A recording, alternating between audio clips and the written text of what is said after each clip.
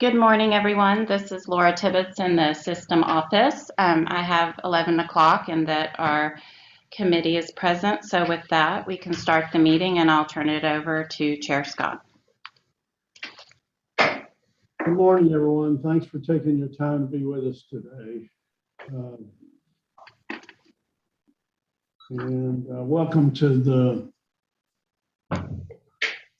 Planning and Construction meeting for Tuesday, February the 8th, 2022. The time is about 11:01. Notice of the meeting was provided to the Secretary of State as required by Texas Government Code. Please note the audio of this meeting is being broadcast live. Everyone mute your phones if you don't need to speak. Laura, let's begin roll call. Great, thank you. We'll start with the regents and Chair Scott. Present. Regent Austin. Present. Regent Lee. Here. And I believe we also have Regent Crane with us. Present. Regent Flores. Present. And do we have any other regents on the call today? Okay, thank you. Now I'll move to the system staff. Chancellor McCall. Here. Daniel Harper. Here. Donna Bryce. Here. Peter Moss. Here. Derek Alexander. Here. Carol Fox. Here. Nellie Herrera. Here. John Hayek. I had a note that he's on. Sean Cunningham. Here. Pierce Mitchell. Here. And did I miss anyone else from the system office? Okay, thank you. Moving on to our institutions. Let's start with Lamar University. Jaime Taylor and CFO and COO Jeremy Alltop are here. Thank you, Dr. Taylor. And next, Sam Houston. Elisa White. And Dr. Carlos Hernandez, along with Dr. McCarty Johnson. Great, thank you. Sol Ross. Jim Goodman.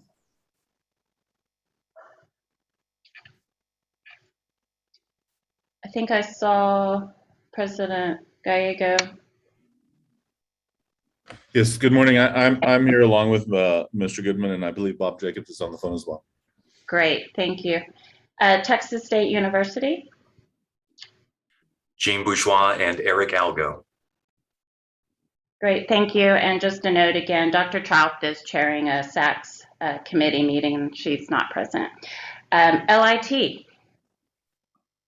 Lonnie Howard, Rudy Gonzalez, and Amanda Rutherford. Thank you, Dr. Howard. Moving to Lamar State College Orange. Tom Johnson, Mary Wickland, and Wendy Elmore. Thank you, Dr. Johnson. And Lamar State College Port Arthur. Betty Renard and Mary Wickland. Great, thank you. Is there anyone else I missed? Great, that concludes roll call. Very good, Laura. Thank you. Daniel and I had an opportunity to review the agenda prior to this meeting. At this time, I'll turn the meeting over to Daniel, who will present the Planning and Construction Committee agenda items.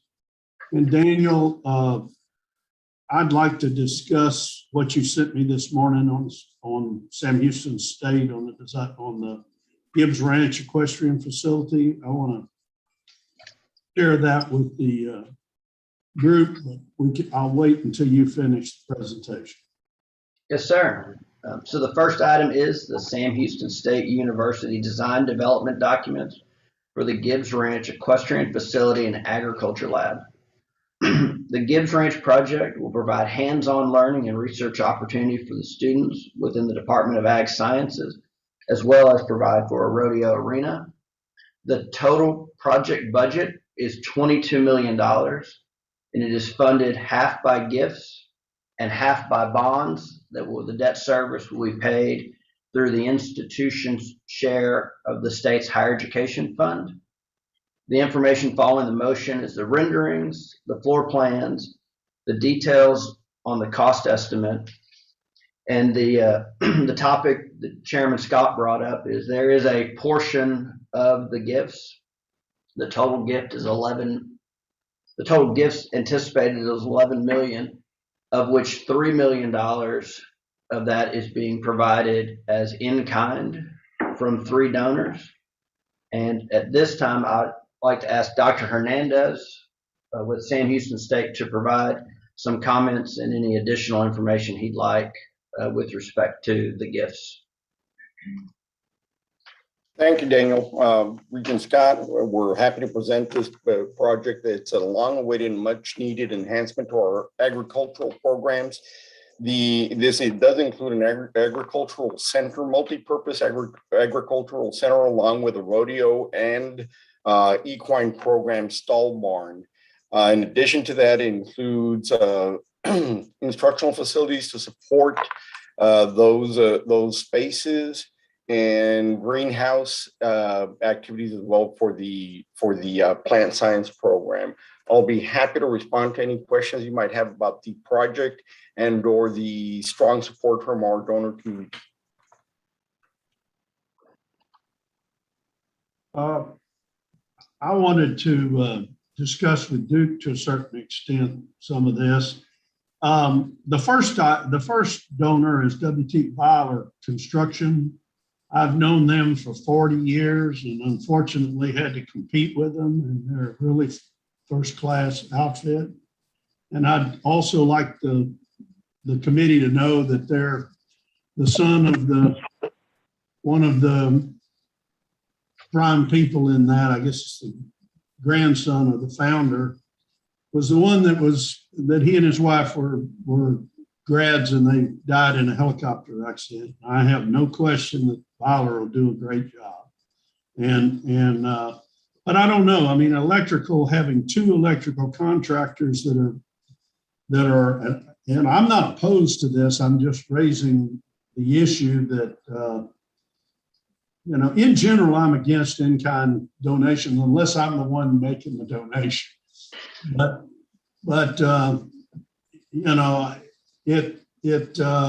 it's certainly something we can do, and I've seen it done. I haven't ever seen 2 electrical contractors on it. It's McCafferty and Mid-South, Duke, and that's really your area of expertise. What do you think about this? They're giving 600,000 combined, 100 and 1,500. I know them both. I mean, I they're good companies. Obviously, reputationally, there's always pitfalls in any of this stuff when you do it. But I think that you're right about Byler. You're right about the 2 companies, and if it's for the right cause, it should work. But I feel like you do. If I'm doing it, it will. So it deserves to be watched for sure. Okay, well, I mean, we did bring it up and discuss it, and that's really what I wanted to do. So, I mean, it's at the end of the day, we send this to the full board, and if it needs to be brought, if anybody on the committee chooses to bring it up at that time, that certainly be fine. Daniel? Bill, for my edification, this is Stephen. Is the concern the quality of work that you would be exchanging for the like kind? Is the concern what exactly are your concerns? Is it you derive the value, the bidding process? Well, I mean, there wouldn't be any bidding process there. Right. The institution is accepting them to do whatever. I assume that their scope has been identified, and that'd have to be done by the at-risk contractor. So, no, I don't have a concern that they won't do it right, because they're going to be inspected and overseen by the system as well as the contractor that's at risk. But generally speaking, in-kind deals often have inflated numbers, for tax reasons. Yeah. that would be my concern, is that, if they're deeming 100,000 of that worth to be in-kind contribution, how big is the job? And, are we actually paying more for that job than we could if we went out in an open bid environment? Yeah, the note I made on this was, are these in line with the engineering estimates? Right. Alice, can you tell us that? Regent Scott, Regent Lee, and Austin. This is Carlos Hernandez. And yes, the gifting kind commitments that we've received are actually for a partial amount of the total cost that we have that has been estimated by the independent third-party estimator that's working with the construction manager at risk. We are watching that process closely and will ensure that it complies with the appropriate underlying procurement guidelines. We anticipate that the donors will participate in the bidding, in the response to the request for bids on that work, and will discount their services for the committed gift in kind levels. Wish I hadn't asked you now. All right, that at the end of the day, generally speaking, what you want is the engineering estimate. The engineering estimate for the whole project. I mean, I do this. The engineering estimate for the whole project is one thing, but it's made up of the estimates for all the different subcategories, everything from civil to electrical and mechanical and all of that.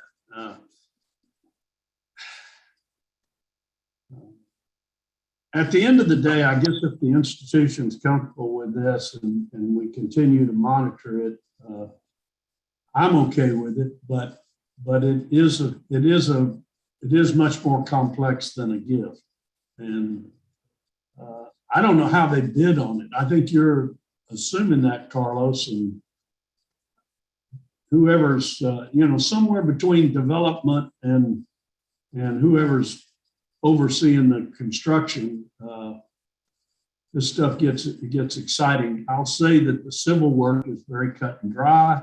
You're going to have plans and specifications, and I don't have any worry about it. But I am less comfortable with the electrical, and we'll just have to see how this works out. But at the end of the day, I can spell electrical, but that's about it. I've subcontracted it my whole life. So, Bill, my thought would be is there needs to be some very, very well documented processes anytime we engage in this type of in-kind contributions to ensure that nothing comes back that becomes problematic from the construction process and or to the just in general what it might look like publicly. Chancellor, do you have any comments on this, or can you weigh in for us? Regent Scott, this is Daniel. So yes, this has been on our radar as a high risk from the beginning, and we feel like we have the right practices in place that will keep the risk. We've identified the risk, and that we'll be able to manage it moving forward. I've had multiple conversations with Dr. Hernandez that this is risk, and ultimately it will fall on us and the university if those two contractors don't perform. But feel, with their reputation and their history with the university, that is somewhat mitigated. Hey, Dennis, Duke, I think they'll perform fine. I guess that wouldn't be my worry. My concern would be more, are we going to cross-check their estimates against something? I mean, we probably need some way to cross-check their estimates. I mean, whether, like Bill said, engineering estimates or another bid. Yeah, and I don't know how you get another bidder if this is like Rofer, you know. Yeah.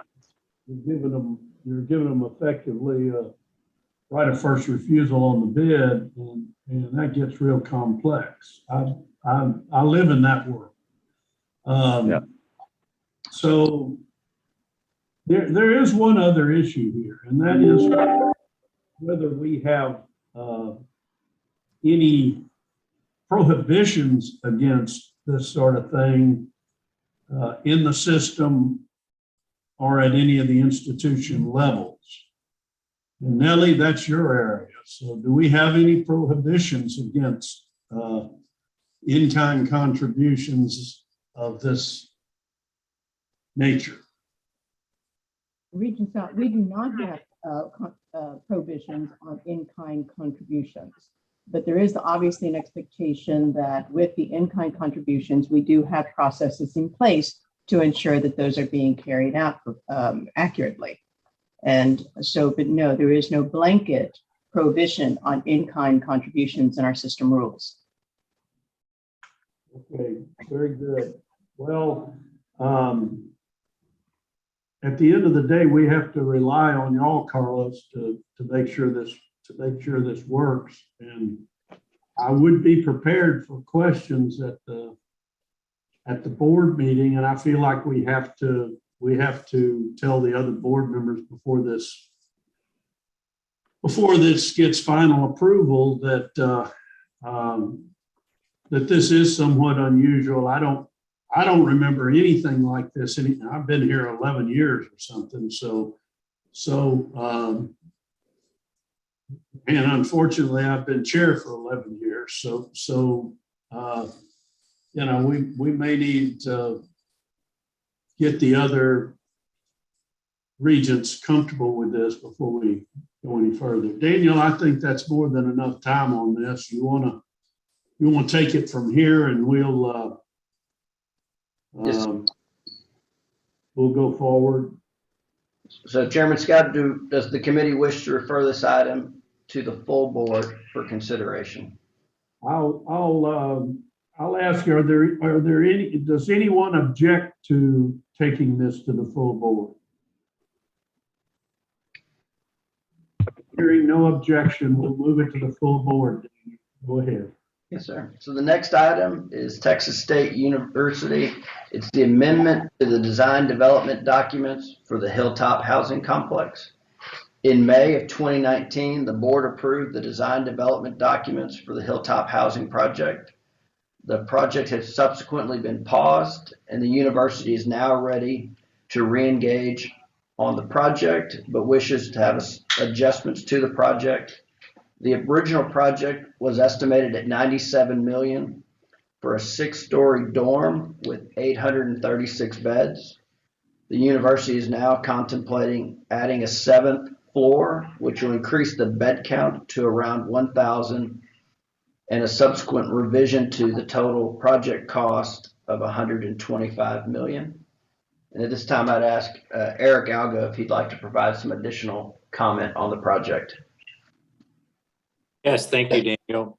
As Daniel mentioned, this project was previously approved by the board in May of 2019.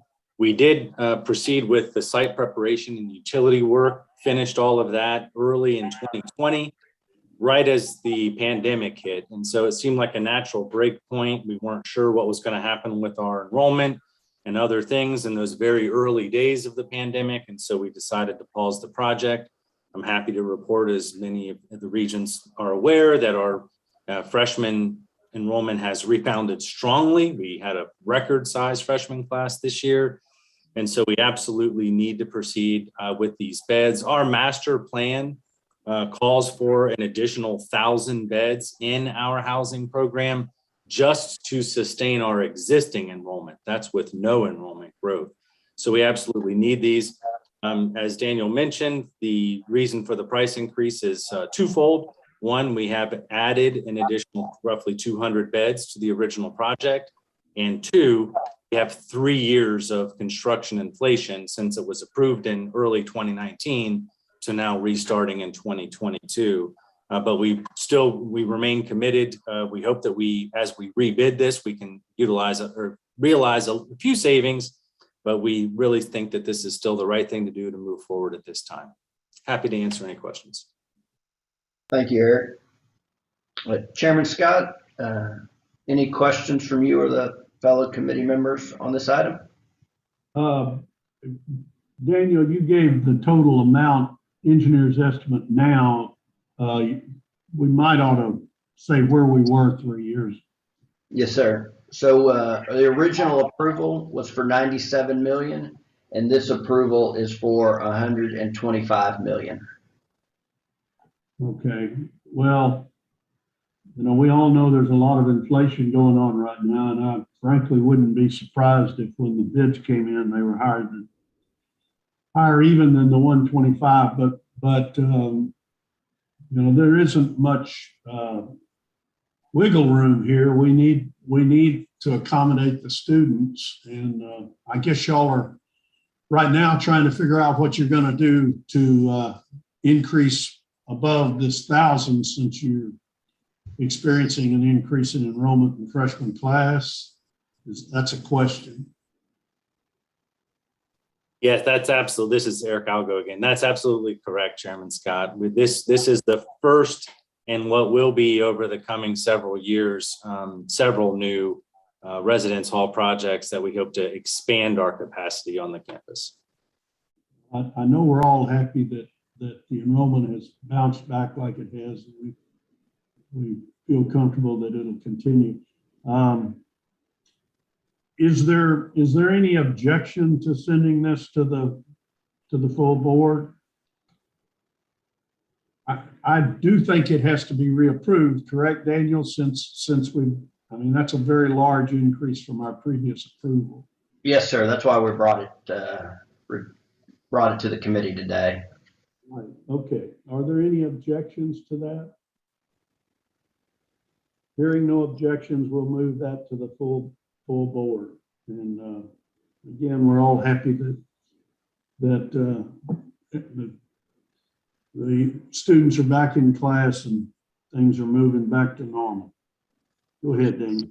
So the next item is informational and no vote is required. It's the TSUS Quarterly Planning and Construction Report. And you will see on page 348 that there's a substantial increase in activity. It is associated with the planning phase, and the vast majority of it is associated with moving those tuition revenue bond projects to the planning phase after the legislature passed Senate Bill 52 in October.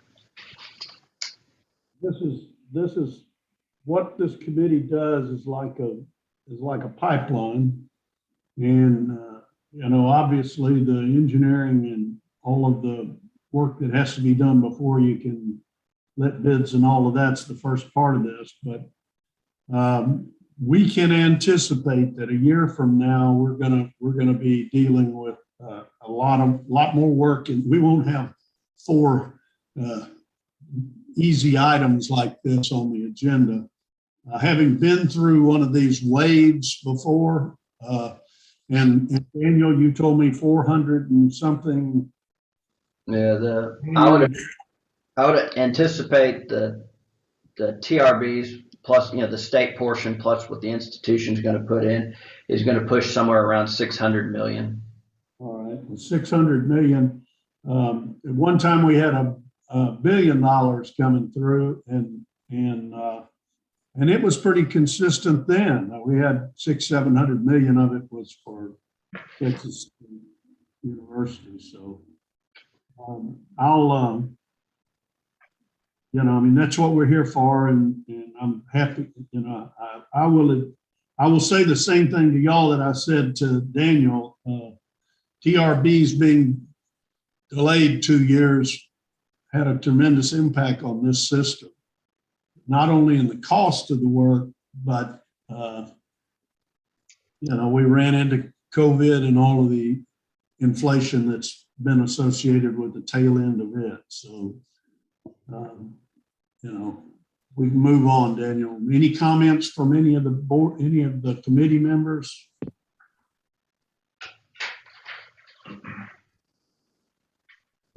Yes, sir. So hearing none, the last item is the consent agenda, and it is a update to the CIP to conform with the tuition revenue bond allocations from Senate Bill 52, and then from there, any corresponding change to the total project cost or the scope of the project. And then in the explanation, we've included a brief few lines on each of the projects. And then in addition, there is the parking garage that will be for Sam Houston State University in Conroe that was contingent upon a tuition revenue bond project for the health professions building in Conroe. And Mr. Chairman, that concludes my prepared remarks, and I open the floor for any additional questions. Are there any questions or comments from members of the committee? Not hearing any. Thanks everyone for calling in. And I'll, did I hear? Thanks, Bill.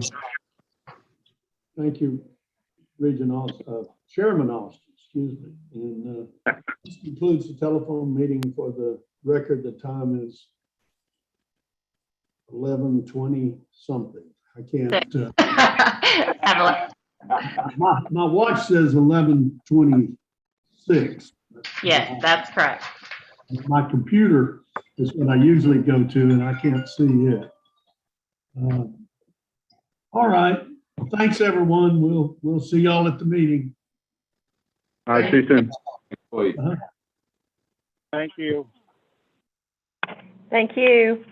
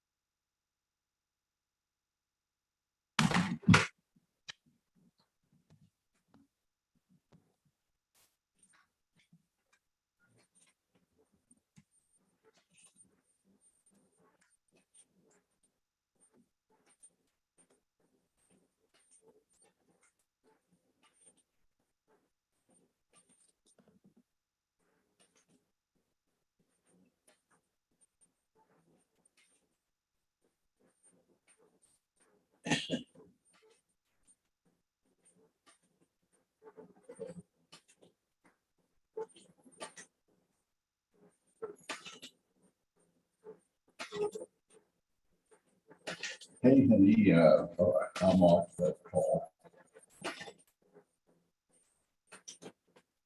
Oh.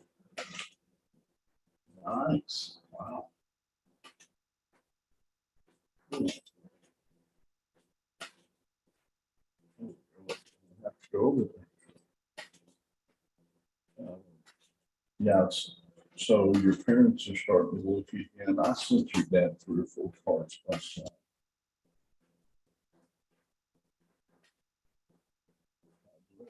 All right, so